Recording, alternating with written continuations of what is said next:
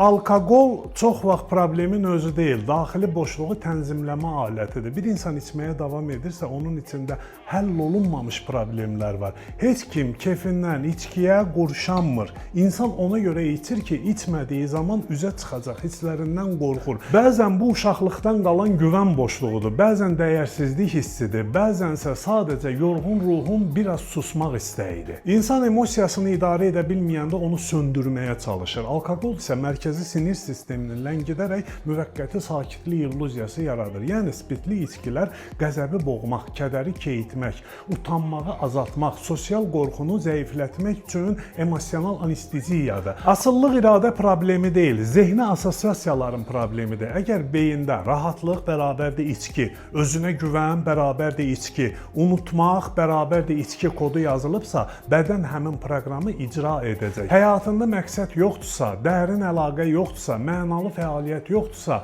süni dopamin partlayışlarını alkoqol vasitəsilə əldə edirsən. Bəzi insanlar istəsəm buraxaram şəklində inkar mexanizmini işə salaraq asılılığı gücləndirirlər. Əslində isə problemin həlli problemi qəbul etməklə başlayır. Burada məsələ maddəni kəsmək deyil, mənanı yenidən çərçivələməkdir. Neyroassosiativ transformasiya, yəni NAT məhz bu məqamda işə başlayır. Biz davranışı zorla dayandırmırıq.